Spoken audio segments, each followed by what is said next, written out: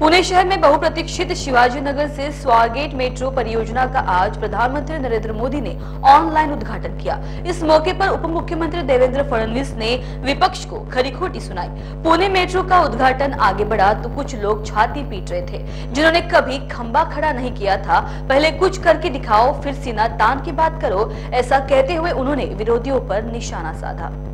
चंद्रकांत दादा पाटील, उदयजी सामंत, मेधाताई कुलकर्णी, श्रीरंगप्पा बारणे, माधुरीताई मिसाळ, भीमराव अण्णा तापकीर, सिद्धार्थ शिरोळे, उमाताई खापरे, सुनील कांबळे, योगेश टिळेकर, जगदीश मुळीक, अविनाशजी ठाकरे, श्री पलकुंडवारजी, सुहास दिवसेजी, श्रवण हार्डीकरजी, शेखर सिंगजी, योगेश मसेजी, राजेंद्र भोसलेजी, संतोष पाटीलजी, मंचावरील सर्व मान्यवर आणि या ठिकाणी उपस्थित सर्व भगिनी आणि बंधूंनो, आजचा दिवस अत्यंत महत्त्वाचा दिवस आहे।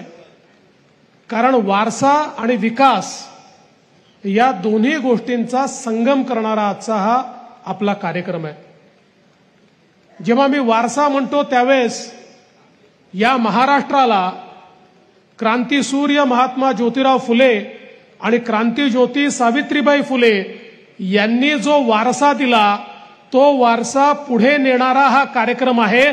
कारण ज्या भिडेवाड्यामध्ये पहिली मुलींची शाळा त्या ठिकाणी सुरू झाली आणि आपल्याला माहिती आहे अनेक लोक त्या काळामध्ये दुस्वास करत होते, विरोध करत होते, शेणाचे गोळे विष्ठा फेकत होते, दगडधोंडे फेकत होते, पण सावित्रीबाई मागे हटल्या नाही आणि भक्कमपणे क्रांती सूर्य महात्मा ज्योतिराव फुले त्यांच्या पाठीशी उभे होते आणि ती शाळा सुरू झाली। आणि त्या एका शाळेनं आमच्या महिलांकरता, मुलींकरता शिक्षणाची दारं उघडी केली।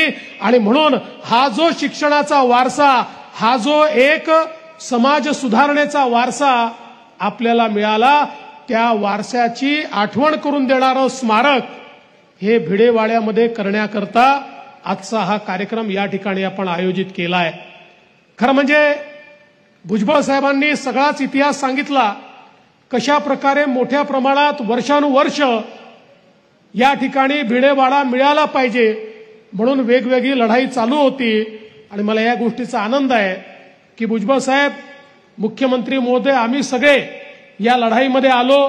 समता परिषद असेल, आमचा माळी महासंघ असेल, सगळ्या लोकांनी मिळून आपण प्रयत्न सुरू केले आणि अतिशय कमी कालावधीमध्ये हायकोर्टातही आपण जिंकलो, सुप्रीम कोर्टातही जिंकलो आणि आज अत्यंत सुंदर अशा प्रकारचं हे स्मारक जे पुढचे 100, 200, 500 वर्ष आपल्या सर्वांना प्रेरणा देत राहील अशा प्रकारचं स्मारक या ठिकाणी सुरू होत आहे।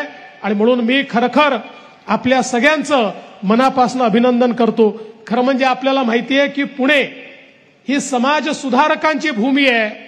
या समाज सुधारकांच्या यादीमध्ये अग्रभागी ज्यांचं नाव असेल असे महात्मा ज्योतिराव फुले आणि क्रांतिज्योती सावित्रीबाई फुले यांचं स्मारक किंवा यांच्या कार्याचं स्मारक हे होणं हे आपल्या सगळ्यांकरता एक अत्यंत महत्त्वाची गोष्ट आहे। जसा वारसाचा कार्यक्रम आहे तसा विकासाचा देखील कार्यक्रम आहे। स्वारगेट ते कात्रज पायाभरणी आहे, डिस्ट्रिक्ट कोर्ट ते स्वारगेट त्या ठिकाणी त्याचा आपण सुरुवात करतोय। बिडकीन औद्योगिक नोडचं आपण त्या ठिकाणी उद्घाटन करतोय, सोलापूर विमानतळाचं उद्घाटन करतोय। खरं म्हणजे पुणे मेट्रो अजितदादांनी सांगितलंय खरं आहे, परवा उद्घाटनाचा कार्यक्रम काय पोस्टपोन झाला तर काही लोक असे छात्या बळवत होते ज्यांनी एक पिलर देखील आपल्या जीवनात लावला नाही, ते छात्या बळवण्यात पुढे होते। अरे काहीतरी करून दाखवा आणि त्याच्यानंतर छात्या बळवा। या ठिकाणी पुणे मेट्रोचं काम हे निश्चितपणे 2014 साली आपलं सरकार आल्यानंतर या कामाला गती मिळाली, ते काम आपण सुरू केलं। महामेट्रो ही कंपनीच आपण पुणे मेट्रो करता स्थापन केली आणि अत्यंत वेगानं हे काम त्या ठिकाणी पूर्ण केलं।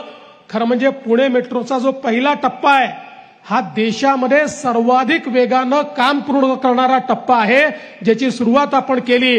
त्यासोबत ज्याचा उल्लेख दादांनी केला की टाटाच्या माध्यमातून जी आपण मेट्रो त्या ठिकाणी करतो आहोत, त्या मेट्रोमध्ये देखील शिवाजीनगर पासून जी मेट्रो आहे हिंजवडीपर्यंत, ती मेट्रो ही देशातली पहिली पीपीपी मोडची मेट्रो आहे. त्यामुळे सगळ्या प्रकारचे प्रयोग करून पुण्याच्या ट्रॅफिकला त्या ठिकाणी मॅनेज करण्याकरता अतिशय महत्वाचं काम हे या ठिकाणी झालंय. आणि चंद्रकांत दादा असतील, अजित दादा असतील यांनी पालकमंत्री म्हणून या मेट्रोमध्ये ज्या अडचणी होत्या त्या अडचणी दूर केल्या आणि मला असं वाटतं त्यामुळे अतिशय वेगानं हे काम चाललेलं आहे. आता काही लोक म्हणतात स्वारगेटचं स्टेशन आम्हाला अर्धच वाटतं, ते पूर्णच झालं नाही. खरं म्हणजे स्वारगेटचं जे स्टेशन आहे हे महान्यूज 7 के लिए विजय गावंडे की रिपोर्ट, नागपुर। क्या आप भी पाइल से परेशान हैं? क्या इलाज करने के बावजूद भी आपकी पाइल से जुड़ी समस्याएं दूर नहीं हो रही हैं? तो जड़ से खत्म करने की चिंता अब छोड़िए, क्योंकि अब Arogyam clinic and piles relief centre में होगा लेजर टेक्निक से आपका इलाज। बिना तकलीफ से लेजर टेक्निक और दूरबीन द्वारा इलाज, बिना ऑपरेशन, हर्निया, अपेंडिक्स जैसे इलाज अब दूरबीन द्वारा। आरोग्यम में इलाज पर बड़ी छूट, पहले आए और बेहतर इलाज पाएं। हमारा पता प्लॉट नंबर 29, डोए लेआउट, जिंगाबाई टाकली, मानकापुर, नागपुर।